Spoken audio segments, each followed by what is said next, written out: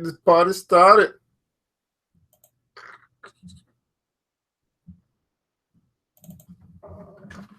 New Black Wall Street Book Club. Evan Jefferson, brother, much love. Educating, elevating, because in knowledge is the power and we'll never give it up. Literature that's for the masses. Where to put your money down, now how to watch your assets. Yeah, uplifting others is a passion. My brother Evan, he will turn it into action. New Black Wall Street Book Club. You should come read with us. Yeah, we comprehend and discuss. If we all just come together, there's no limit for us. Here comes your host, New Black Wall Street. Evan, take it away. New Black Wall Street Book Club. All right, my beautiful people, thanks so much for tuning in this morning. Good morning, good morning, good morning. How are you? Thanks so much for joining us this morning, the New Black Wall Street Book Club. We're actually going through the book, The 48 Laws of Power. We'll be doing double duty today because we missed yesterday. We want to finish this thing up today. I mean, we're on 47 and 48 today. So what we're going to do is this morning, we're going to do 47. This afternoon, we'll do 48, and we will be complete with the book. And we move on next week to our next book. So thanks so much for tuning in. Go ahead. You know, they do say sharing is caring. They say sharing is caring. You want to start your morning off filling your head with some knowledge of the enemy's playbook. That's what we're doing today. Today's episode brought to you by, actually, next week we're getting into our new book. So I want to make you aware of that. What we're going to be doing is we're going to be started with The Wealth is a Mindset. This is a book that's supposed to be for the whole month of April, which is Financial Literacy Month. What we're going to be doing is starting this book to change the way that we think about money so we can change our life. Miss Shineke's written this wonderful book, Our Sister from Another Mister, and Wealth is a Mindset it shares a collection of relatable financial awareness topics along with tips and tricks to encourage you to think big when it comes to getting big results while building your empire. So this wonderful book will be starting next week. You can actually get this book for $20. And if you want to go ahead and get the book so that you can join with us, I do have books in stock, and we can get that sent out to you ASAP, Rocky. All you got to do is text the word wealth, text the word wealth to 678-851-2400. Again, that's 678-851-2400. You want to get the book, Wealth is a Mindset, and you want to join us as we go through this book over the next 2.5 weeks, changing the way we think about money so we can change our results in our life. And then also want to make you aware of next Tuesday, we do have Teach 'em Tuesday. That's from Club Millie, Teach 'em Tuesday. We're going to be showing you how to turn your Facebook friends into followers, how to turn your Facebook friends into followers. We teach you how to create a Facebook business page, showing you also how to transition from being just I guess maybe being personal to more business oriented on Facebook, and how to start making money with Facebook at the end of the day. So that we're going to be doing that next Tuesday, Teach 'em Tuesday. Some of you guys really need to be taking advantage of this free platform and free network where you can actually learn how to turn Facebook into another stream of income. That's basically what we're saying. Turning Facebook into another stream of income. And that's where you do that is by turning your friends into followers. We're going to show you how you actually do that. All you got to do is just go to that link there. It's an Eventbrite. Teach 'em Tuesday, how to turn Facebook friends into followers. We'll be doing that next Tuesday. Feel free to join us as we go in and learn a little bit more about creating multiple streams of income for our life. So we made 2 offers available for you. Wealth is a Mindset. We'll be starting that for our New Black Wall Street Book Club next week. You get that by texting the word wealth to 678-851-2400. That'll be $20 for the book. And then you can join us next Tuesday with Club Millie as we do Teach 'em Tuesday, teaching you how to turn your Facebook friends into followers next week on Tuesday. All right, so let's get right into today, the 48 Laws of Power. We'll be going through the law number 47, and that law is do not go past the mark aimed for. In victory, learn when to stop. Do not go past the mark aimed for.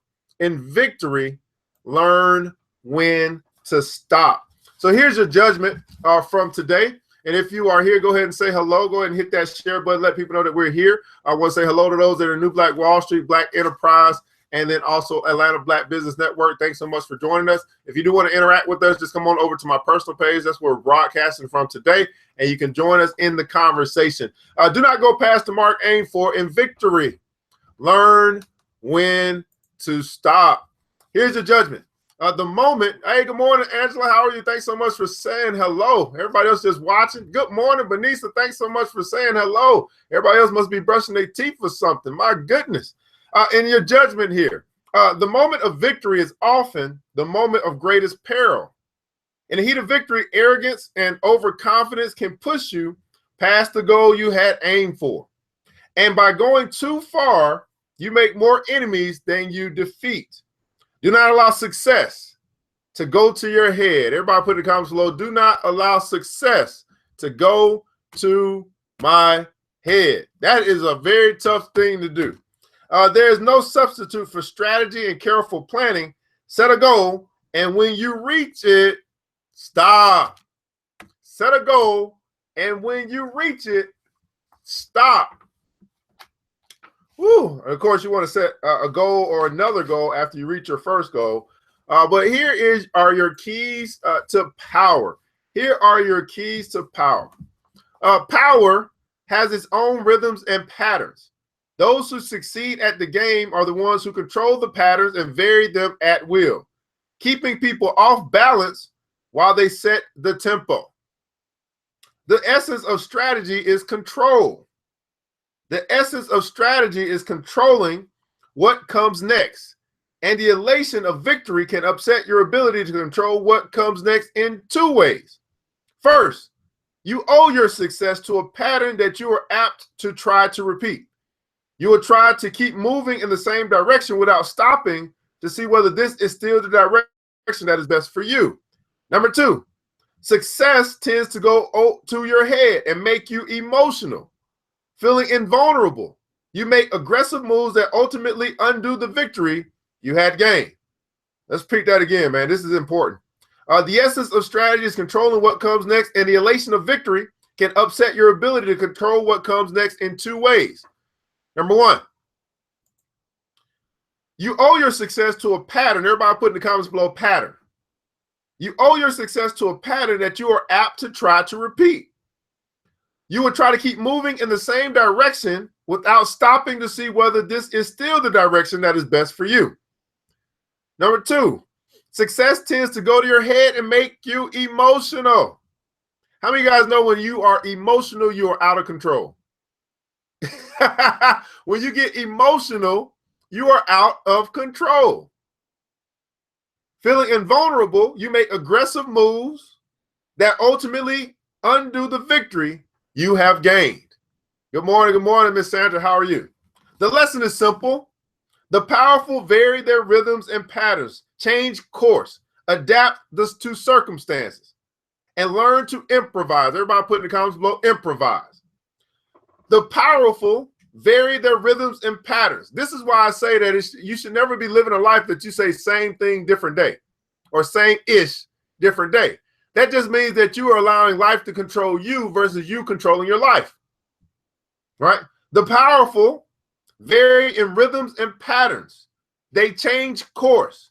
They adapt to circumstance and learn to improvise. Learn to improvise. Rather than letting their dancing feet impel them forward, they step back and look where they are going. And I emphasize improvise. Learn, let me put it down here. Learn to improvise.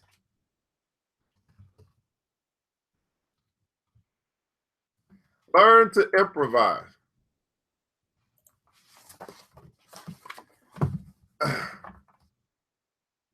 It is as if their bloodstream bore a kind of antidote to intoxication of victory, letting them control their emotions and come to a kind of mental halt when they have attained success.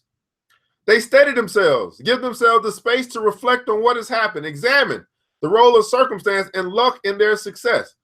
As they say in riding school, you have to be able to control yourself before you can control the horse. You have to be able to control yourself before you can control the horse. Luck and circumstance always play a role in power. This is inevitable and actually makes the game more interesting. But despite what you may think, good luck is more dangerous than bad luck. Bad luck teaches valuable lessons about patience, timing, and the need to be prepared for the worst.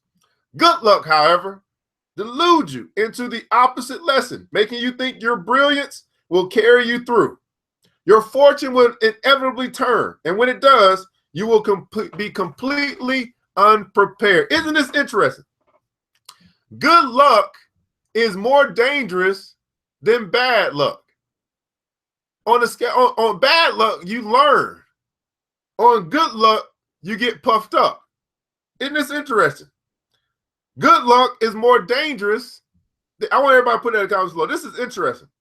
Despite what you may think, good luck is more dangerous than bad luck.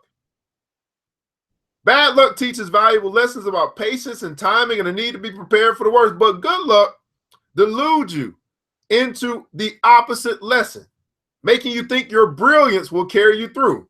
Your fortune will inevitably turn, and when it does, you will be completely unprepared. How many guys have found this to be true in your life? This is an interesting concept, that you can have success to a level where you think your success is because of you. And then what happens is you stop preparing for the worst because you're expecting to always have the best. But bad luck teaches you all these lessons.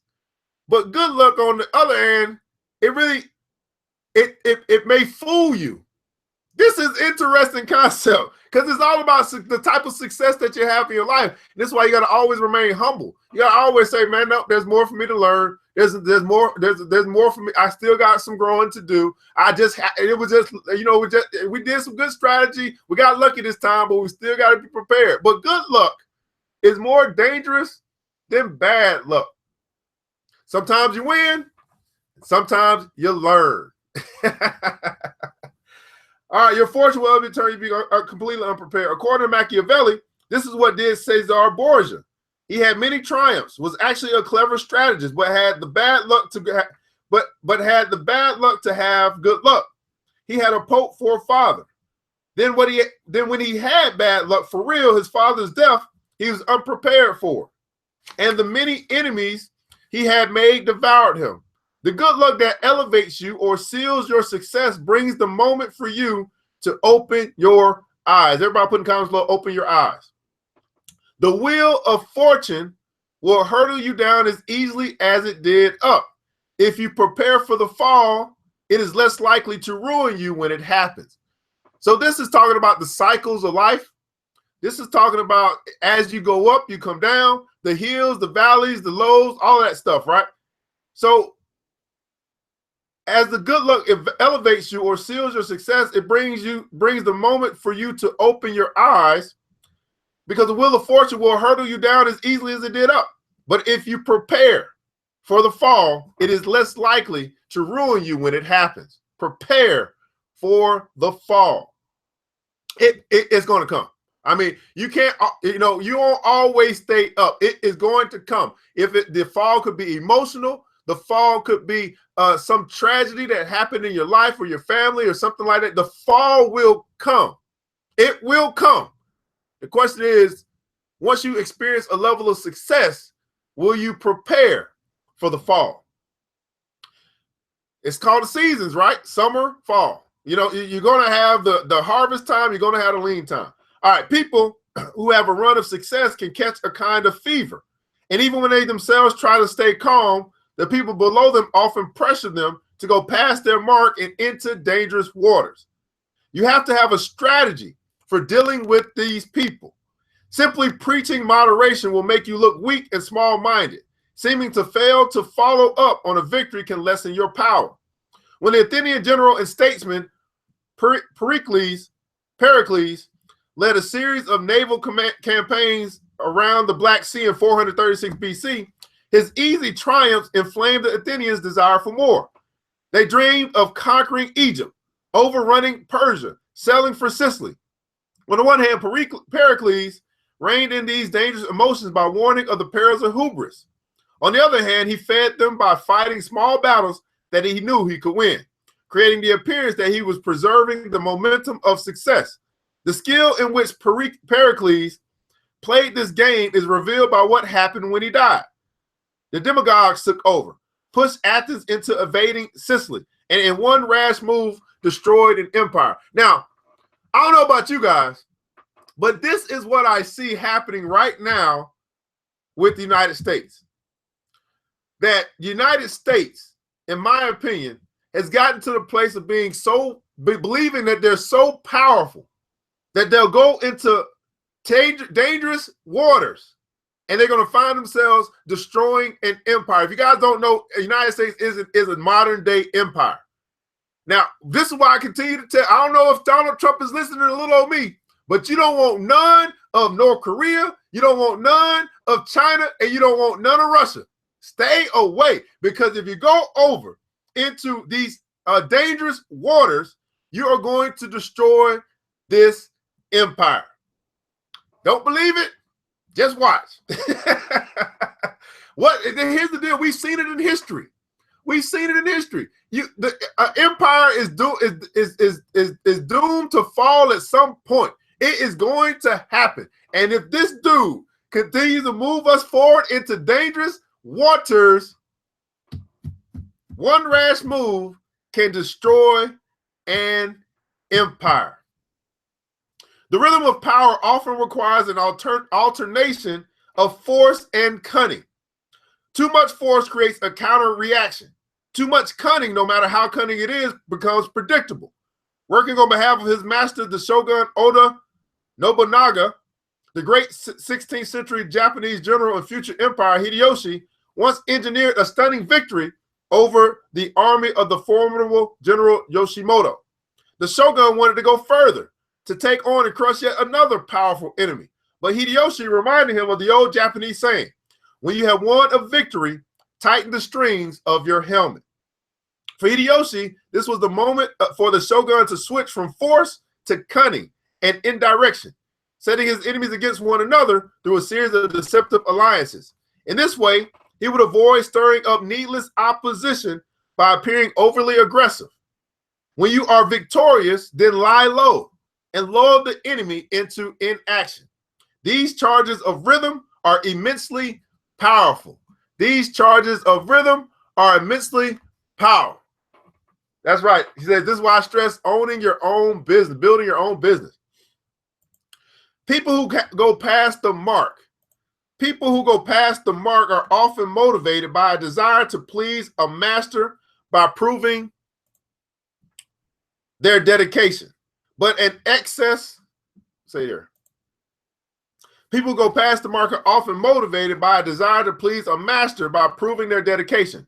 But an excess of effort exposes you to the risk of making the master suspicious of you. On several occasions, generals under Philip of Macedonia were disgraced and demoted immediately after leading their troops to a great victory. One more such victory, Philip thought, and the man might become a rival instead of an underling. When you serve a master, it is often wise to measure your victories carefully, letting him get the glory and never making him uneasy. Now, what we're talking about here is obviously talking about serving a master, but we're talking about when you got a boss.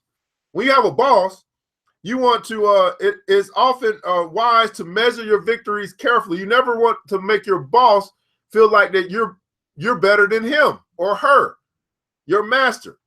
Letting them get the glory. You give all of the praise or all of the kudos to your boss, so you won't make your boss feel uneasy. It's a game. That's called corporate politics. It's a game that you got to play, that you got to learn how to play.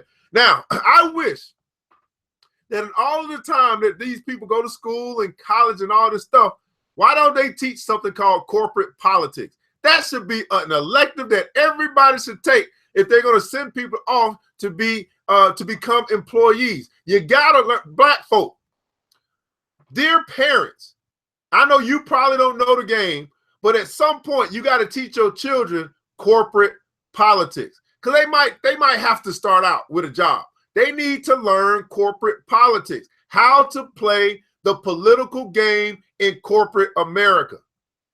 I'm baffled now that I'm thinking about this. I might need to make this course myself. Corporate politics. I just gave somebody $1 million idea. Corporate politics, having a class on corporate politics to teach about these little nuances in business on how to act and react and be, so that you can rise up the corporate ladder as long as you're there. But you gotta, that's right, you gotta learn how to play the game. It is a game. And too many of us, we get caught up in our emotions and how we think things should be versus how things really are. Let me repeat that again. We get caught up into thinking how things should be. We know how it should be, but we have to face the reality of how things are, especially when we are in a position where we are in a house that we didn't build. Oh, let me say that again. Don't shout me down. I'm preaching good. Especially when we find ourselves in a house that we did not build. And when you are in corporate America, you did not build that house. Therefore, you must learn how to play by house rules. Woo! You either have to own your own business or play the game. Everybody put in the comments below, play the game. On several, where was I at? Oh, it is also wise to establish a pattern of strict obedience to earn his trust. In the 4th century BC, a captain under the notoriously severe Chinese general Wu Qi charged ahead before a battle had begun and came back with several enemies' heads. He thought he had shown his fiery enthusiasm, but Wu Qi was unimpressed. A talented officer, the general said with a sigh as he ordered the man beheaded, but a disobedient one. Another moment when a small success can spoil the chances for a larger one may come if a master or superior grants you a favor. It is a dangerous mistake to ask for more. You will seem insecure. Perhaps you feel you did not deserve this favor and have to grab as much as you can when you have the chance, which may not come again. The proper response is to accept the favor graciously and withdraw. What's going on, Robert? Thanks so much for joining. Any subsequent favors you should earn without having to ask for them. Finally, the moment when you stop has a great dramatic import. When what comes last sticks in the mind as a kind of exclamation point. There's no better time to stop and walk away than after victory. I repeat that again. There's no better time to stop and walk away than after a victory. This is why you see in sports, especially in football, after that quarterback wins that Super Bowl, it's time to retire. The last memory that you have of John Elway or Peyton Manning, and probably more often going to be Tom Brady, they're going to ride off in the sunset and be immortalized in sports history because they knew when to stop, and that was after the greatest victory in their sports life. There's no better time to stop and walk away than after victory. Keep going, and you risk lessening the effect, even ending up defeated. As lawyers say in cross-examination, always stop with a victory. Everybody put it in the comments below. Always stop with a victory. Hey, what's going on, Mr. Mason? Willie Mason in the building. Always leave on Oprah said always leave on top. That's what I'm talking about. Now, here's your image, guys. Here is the image as it relates to what we're talking about today. Again, law number 47, do not go past the mark aimed for. In victory, learn when to stop. So here's what you want to imagine. You want to imagine Icarus, which is, that little horse or whatever, Icarus falling from the sky. You want to imagine right now Icarus falling from the sky. So if you know anything about Greek mythology, I guess, Icarus falling from the sky. His father, Daedalus, fashions wings of wax that allow the two men to fly out of the labyrinth and escape the Minotaur. Elated by the triumphant escape and the feeling of flight, Icarus soars higher and higher until the sun melts the wings and he hurtles to his death. Always stop after victory. Now here's your authority, and I did not read the reversal. We got a little time for the reversal. Authority says this: princes and republics should content themselves with victory, for when they aim at more, they generally lose. The use of insulting language toward an enemy arises from the insolence of victory or from the false hope of victory, which latter misleads men as often in their actions as in their words. For when this false hope takes possession of the mind, it makes men go beyond the mark and causes them to sacrifice a certain good for an uncertain better. Look at that. It makes men go beyond the mark and causes them to sacrifice a certain good for an uncertain better. Now, this plays out also in investing. They say that the pig goes to slaughter. In other words, the greedy person. So after you have like a big win in investing, you've put your money someplace, you've done your research, it wins, it hits, but yet you keep going for more. You're like, oh, it's going to keep going up. Oh, it's going to keep going up. Oh, it's going to keep going up. You're greedy. And greed normally gets you a win, especially let's talk about going to the casino. If y'all don't want to talk about investing, let's just say going to the casino. You win big, but that elation of, oh, I won, I'm going to win some more, gets you to the place where you lose owing. You lose all your chips because you didn't learn when to stop. Always stop with a victory. You can talk about the same thing with the lotto. You go scratch it off a ticket, you get your, I don't know, $100. You're like, man. And then what you go do? You go buy $50 more worth. That didn't win nothing. You go, oh, I'm gonna go buy some more. You didn't win. And the next thing you know, you walk away with nothing after you had $100. Always stop with a victory. Yeah, paying taxes twice. So here's a reversal. It seems like there may be a reversal to this law number 47. We'll wrap it up here. As Machiavelli says, either destroy a man or leave him alone entirely. Inflicting half punishment or mild injury will only create an enemy whose bitterness will grow with time and who will take revenge. When you beat an enemy, then make your victory complete. Crush him into non-existence. In the moment of victory, you do not restrain yourself from crushing the enemy you have defeated, but rather from needlessly advancing against others. But merciless with your enemy, be merciless with your enemy, but do not create new enemies by overreaching. There are some who become more cautious than ever after victory, which they see as just giving them more possessions to worry about and protect. Your caution after victory should never make you hesitate or lose momentum, but rather act as a safeguard against rash action. On the other hand, momentum as a phenomenon is greatly overrated. Look at that. Momentum as a phenomenon is greatly overrated. You create your own successes. You create your own successes.